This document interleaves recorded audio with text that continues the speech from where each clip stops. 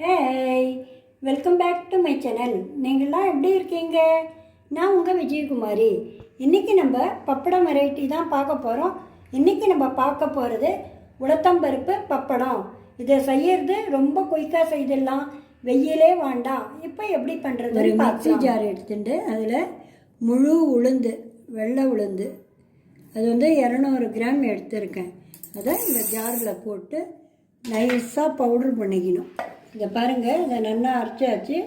இப்போ இதை ஜலிச்சு எடுத்துக்கலாம். பாருங்கள், நல்லா ஜலிச்சு எடுத்துனாச்சு. இதை மாதிரி இருக்கணும் நைஸாக. இதில் 1/2 ஸ்பூன் உப்பு கொஞ்சம் குறைவாகவே போட்டுக்குங்க.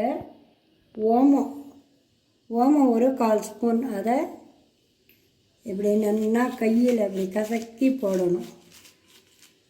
நீங்கள் சீரகம் கூட போட்டுக்கலாம், உங்கள் விருப்பம் எதுவோ அதை போட்டுக்கணும். பேக்கிங் சோடா ஒரு சிட்டிகை, 2 ஸ்பூன் எண்ணெய். நீங்கள் எந்த எண்ணெய் வேணாலும் விட்டுக்கலாம்.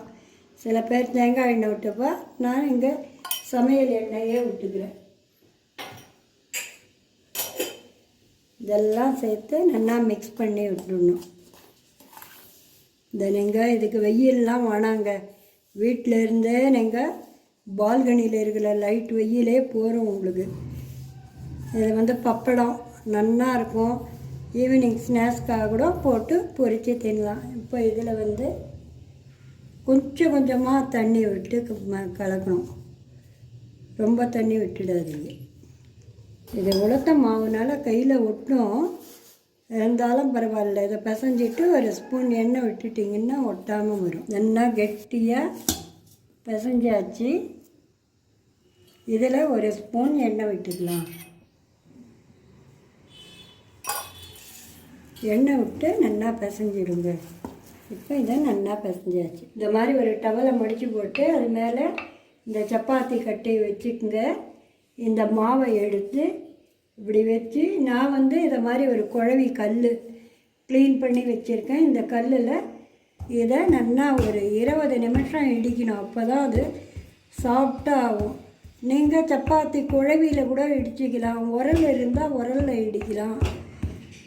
இதை அப்படியே நம்ம வீட்டு உள்ளே பண்ணி ஃபேனில் ஆற வச்சாலே ஆறிடுங்க. இதை ஒரு 15 நிமிஷம் நல்லா இடித்து இதை மாதிரி நீளமாக மாவை உருட்டி விட்டுக்குங்க. இது உளுத்த மாவுனால உங்களுக்கு கையில் ஒட்டும். அந்த சப்பாத்தி கட்டை மேலே கொஞ்சம் எண்ணெய் போட்டு இதை உருட்டிக்குங்க. இப்போ உங்களுக்கு தேவையான சைஸில் சின்ன சின்னதாக கட் பண்ணிக்கோங்க. இதை நல்லா உருண்டை போட்டுக்கணும். கையால் இப்படி நல்லா கசக்கி உருண்டை போட்டுக்கணும். இது குயிக்காக பேன் காற்றுலேயே ஆறிடும்.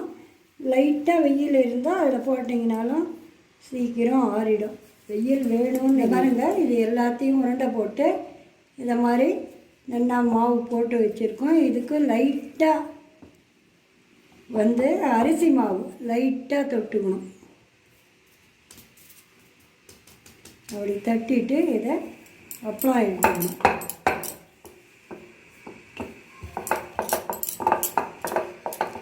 உங்களுக்கு தேவையான சைஸில் இட்டுங்க. பெருசாக வேணுன்னா பெரிய அப்பளம்,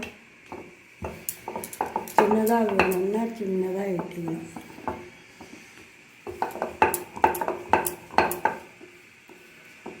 மெலிசாக இட்டுக்கணுங்க. ரொம்ப கனமாக இருந்தால் ஹார்டாக இருக்கும். அப்படி மெலிசாக இட்டுட்டு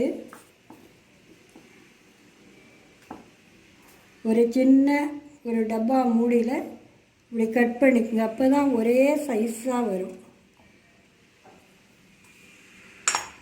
இதை பாருங்கள், இதை மாதிரி சின்ன சைஸ்லேயும் பப்படம் சைஸ்லேயும் இட்டுருக்கேன். இதை மாதிரி அப்பளம் சைஸ்லேயும் இட்டுருக்கேன். இப்போ இதை ஃபேன்லேயும் காய வச்சுக்கலாம், வெயில் இருந்தால் வெயில்லையும் காய வச்சுக்கலாம்.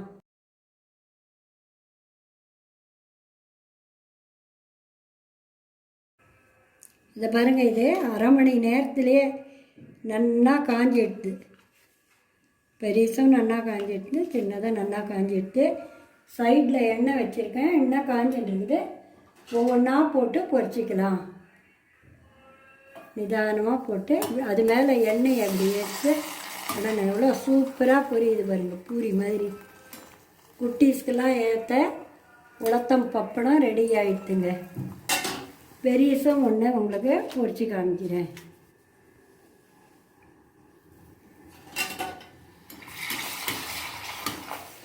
எப்படி பாருங்கள், பூரி மாதிரியே இருக்குது பாருங்கள். செலவு ரொம்ப குறைவு. ஒரு டம்ளார் உளுத்தம் பருப்பு மாவில் எவ்வளோ வருது பாருங்கள். வெயில் தேவையில்லை, எதுவும் இல்லை, வீட்டிலேருந்தே பண்ணிக்கலாம் எல்லா சீசன்லேயும்.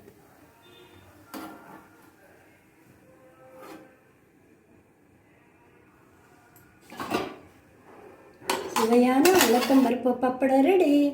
நீங்களும் ட்ரை பண்ணி பார்த்துட்டு எப்படி இருக்குன்னு சொல்லுங்கள். நீங்கள் ஃபஸ்ட் டைம் பார்க்குறவளா இருந்தால் மறக்காமல் சப்ஸ்கிரைப் பண்ணுங்கள். தேங்க்யூ.